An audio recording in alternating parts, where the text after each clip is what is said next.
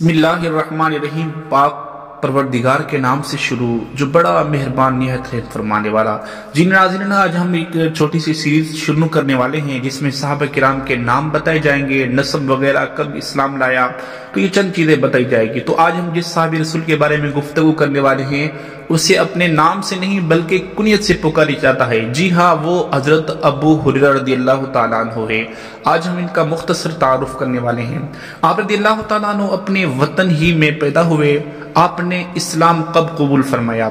जमहूर उलमा ने इस कौल को तरजीह दी है कि जब हजरत अबू हुरैरा रदियल्लाहु ताला अन्हु ने इस्लाम कबूल किया तो आपकी उम्र तकरीबन 11 साल थी और आप हिजरत से कबल अपने वतन ही में इस्लाम कबूल कर चुके थे।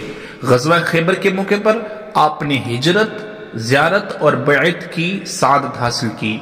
असल नाम क्या था आपका? जब आप रदियल्लाहु ताला अन्हु हबीब अलैहिस्सलातु वस्सलाम की खिदमत में हाजिर हुए तो आपका नाम अब्द शम्स था। तो नबी पाक साहिब सल्लल्लाहु ताला अलैहि वसल्लम ने आपका नाम अब्द शम्स से तब्दील फरमाकर अब्दुर रहमान रख दिया। आपकी वालिद का जो नाम है उनके बारे में आता है कि अब्द जिल शरई है, और आपकी जो वालदा है उनका नाम उम्मैया मिलता है या मैमुना बिनते सबीह बिन हारिस था।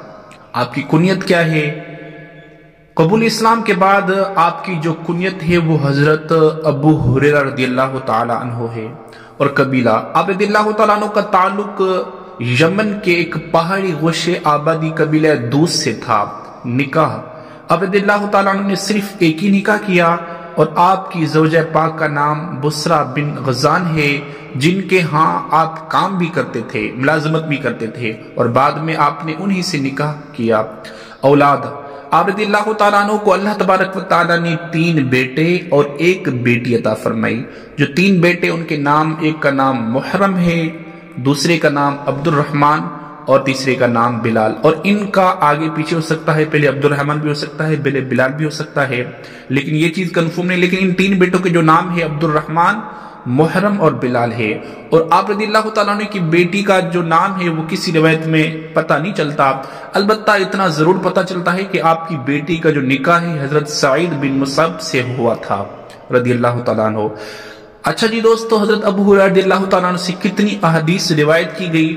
आप रदियल्लाहु ताला अन्हु ने तकरीबन 5374 वो दुआए रसूल अलैहिस्सलातु वस्सलाम की बरकत से आपने इतनी अहदीस को रिवायत फरमाया।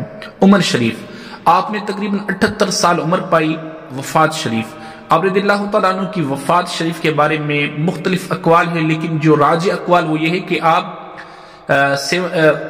57 यानी कि 57 हिजरी में आपने वफात पाई।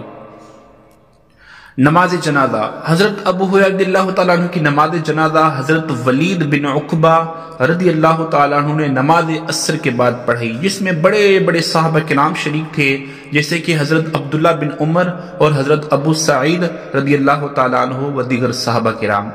आखिरकार आप कहाँ जाके मालिक की हकीकी से मिले और आपकी आराम गाह क्या है? आप रदियल्लाहु ताला अन्हु की आखिरी आराम गाह जन्नतुल बकी है, जहां पर आज भी मुसलमानों को मदफन किया जाता है। अल्लाह पाक से दुआ है कि अल्लाह ताला हम तमाम को भी जन्नत में जगह अता फरमाए और जन्नतुल बकी का साया नसीब फरमाए और हजरत अबू हुरैरा का पड़ोस नसीब फरमाए।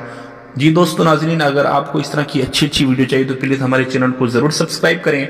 अब्दुल सत्तार को दीजिए इजाजत। अल्लाह हाफिज, अल्लाह निगहबान।